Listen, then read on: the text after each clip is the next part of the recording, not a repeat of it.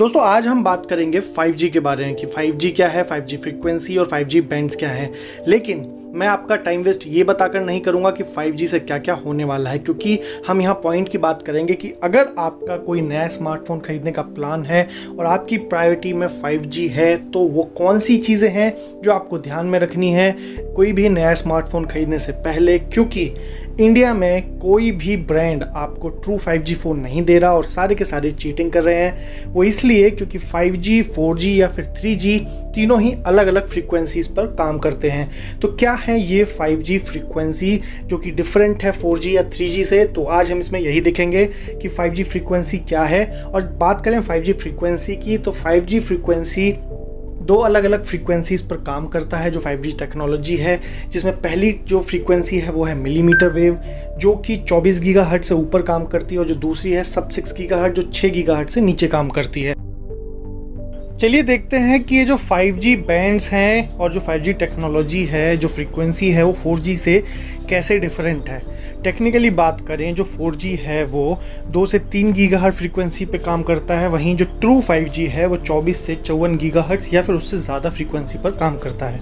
यानी कि वो 5G फ्रीक्वेंसी जो 6 गीगाहर्ट्ज़ से नीचे हैं उनको हम अगर टेक्निकली 5G ना बोलकर 4G प्लस बोलें तो ज़्यादा सही होगा, क्योंकि वो 4G का ही अपग्रेडेड वर्जन है।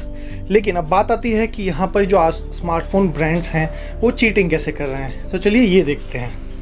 तो चलिए देखते हैं कुछ बड़े ब्रांड्स जैसे कि iPhone 12 Pro या फिर सैमसंग का Galaxy S21 अल्ट्रा हो गया, या फिर बात करें MI 11 अल्ट्रा की, या फिर OnePlus 9 Pro।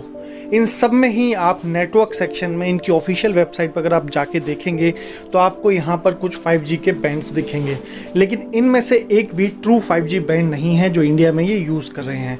ये जितने भी बैंड्स यूज़ कर रहे हैं वो आप इस लिस्ट में देख सकते हैं। ये जैसे कि N1, N2, N3, N66, N79, 70, ये सारे के सारे बैंड्स सब 6 गीगाहर्ट्ज़ फ्रीक्वेंसी वाले बैंड्स हैं। प्रॉब्लम ये नहीं है कि ये सारे सब 6 गीगाहर्ट्ज़ वाले फ्रीक्वेंसी बैंड्स हैं। प्रॉब्लम ये है कि अगर इंडिया में मान लीजिए ट्रू 5G बैंड्स भी लॉन्च होते हैं तो ये फ़ोन उसको सपोर्ट ही नहीं करेंगे। अब ट्रू 5G बैंड्स कौन से हैं, तो ये 4 ट्रू 5G बैंड्स हैं, N257, 258, 260 और 261। तो ये सारे बैंड्स ट्रू 5G बैंड्स हैं जो 24 गीगाहर्ट्ज़ से ऊपर काम करते हैं। लेकिन इंडिया में एक भी स्मार्टफोन में ये बैंड आपको नहीं मिलेगा।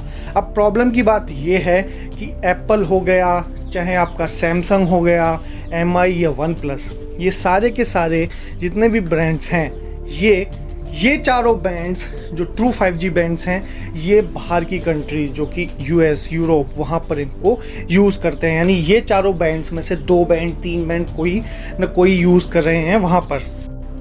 तो क्वेश्चन यही है कि डिफरेंस इन स्पेसिफिकेशन क्यों है US और इंडिया में। तो इसका एक तो मतलब हो सकता है कि क्या पता वहाँ पर ये लोग कुछ महंगा फ़ोन दे रहे हैं और इंडिया में सस्ता, लेकिन ऐसा नहीं है। अगर आप इनकी स्पेसिफिकेशन को देखें, इनकी ऑफिशियल वेबसाइट जो US के फ़ोन्स हैं इनके, वहाँ पे आप देखेंगे तो इनमें ये जो ट्रू 5G बैंड्स हैं 258, 260, 261 ये सारे बैंड्स ये वहाँ पर यूज़ कर रहे हैं और फिर भी वहाँ पर इनके फ़ोन सस्ते हैं। तो क्वेश्चन वही है कि क्यों इंडिया में फिर प्राइस महंगा है। अगर मान लीजिए आप स्पेसिफिकेशन नहीं दे रहे तो फिर आपको उसका प्राइस भी कम करना चाहिए। तो आपको नया स्मार्टफोन खरीदने से पहले यही ध्यान में रखना है कि ये जो ट्रू 5G बैंड्स हैं ये आपके फ़ोन में हों। अगर नहीं है तो ज़्यादा से ज़्यादा सब 6 गीगाहर्ट्ज़ फ्रीक्वेंसी के बैंड्स हों, ताकि अगर इंडिया में जब भी 5G रोल आउट होता है तो आपका फ़ोन फ्यूचर प्रूफ हो और जो भी बैंड्स इंडिया में लॉन्च हो उसको सपोर्ट करता हो।